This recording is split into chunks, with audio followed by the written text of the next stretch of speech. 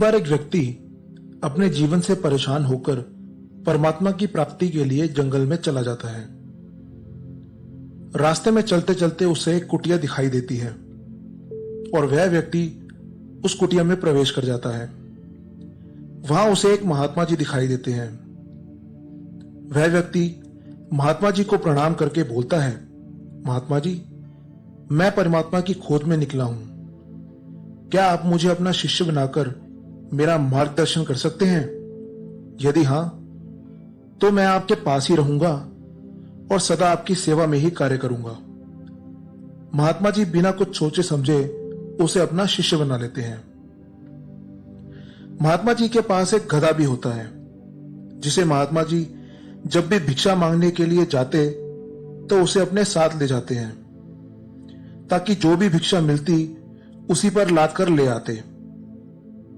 अब महात्मा जी, वे व्यक्ति और गधा एक साथ ही रहने लग जाते हैं और अपना जीवन व्यतीत करते हैं। ऐसे ही कुछ समय बीत जाता है और महात्मा जी एक दिन अपने शिष्य से कहते हैं, बेटा, संत महात्मा कभी भी एक जगह बंद कर नहीं रह सकते, कभी कहीं तो कभी कहीं।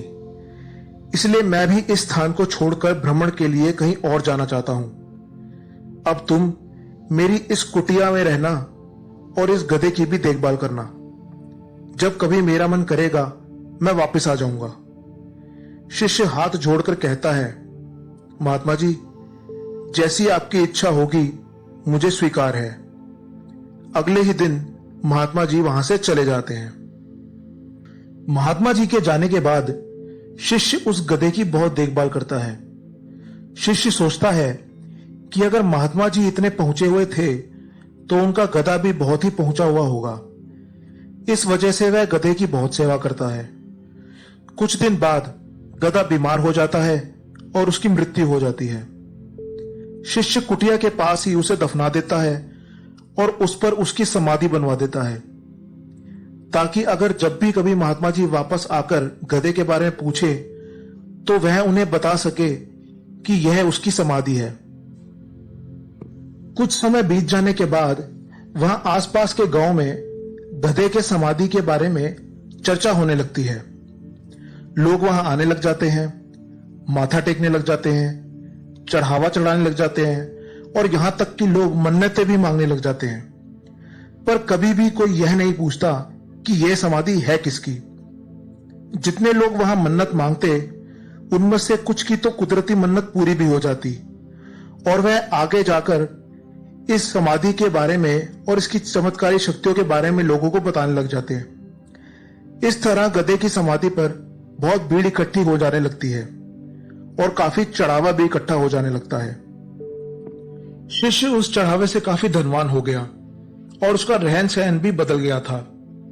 कुटिया के स्थान पर बहुत बड़ा मंदिर और शिष्य का आलीशान घर बन गया।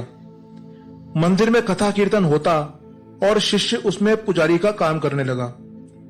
शिष्य भी देखने में अब सेठ साहूकार से कम नहीं लगता था और उसे अब पहचानना भी मुश्किल था।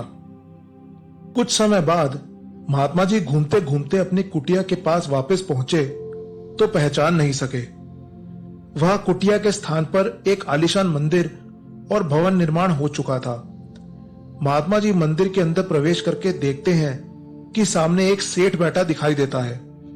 महात्मा जी उसे पहचान नहीं पाते, परंतु चेला अपने महात्मा जी को पहचान लेता है और उठकर प्रणाम करके बताता है कि मैं ही आपका वो शिष्य हूं। तो महात्मा जी पूछते हैं कि ऐसा कैसे हुआ। तो शिष्य सारी बात उन्हें बताता है कि आपका गधा भी काफी पहुंचा हुआ था और यह सब उसी की कृपा है। उसकी समाधि से इतनी आमदनी है कि मेरा घर सब इसी से चलता है। मुझे किसी भी चीज की कमी नहीं है। महात्मा जी अपने शिष्य को बताते हैं कि यह गधा मुझे मेरे गुरु जी ने दिया था। यह बोलकर महात्मा जी वहां से चले जाते हैं और सीधा अपने गुरु जी से जाकर मिलते हैं और उन्हें उस गधे की सारी लीला बताते हैं। महात्मा जी के गुरु उन्हें कहते हैं कि इसमें कोई आश्चर्य की बात नहीं है। इस गधे की मां भी काफी पहुंची हुई थी। मेरा भी सारा घर परिवार इसकी मां की समाधि से ही चलता है। तो दोस्तों, इस कहानी का सार यही है कि श्रद्धा और अंधविश्वास में बहुत अंतर है और हमें अंधविश्वास से ऊपर उठकर अपने कीमती समय और धन का सदुपयोग करना चाहिए। अगर आपको यह वीडियो पसंद आई तो वीडियो को लाइक और शेयर जरूर करें और ऐसी कई सारी कहानियां और जीवन को प्रेरित करने वाली बातों को जानने के लिए इस चैनल को सब्सक्राइब करना ना भूलें। तो दोस्तों, मिलते हैं अगली वीडियो में। Thanks for watching.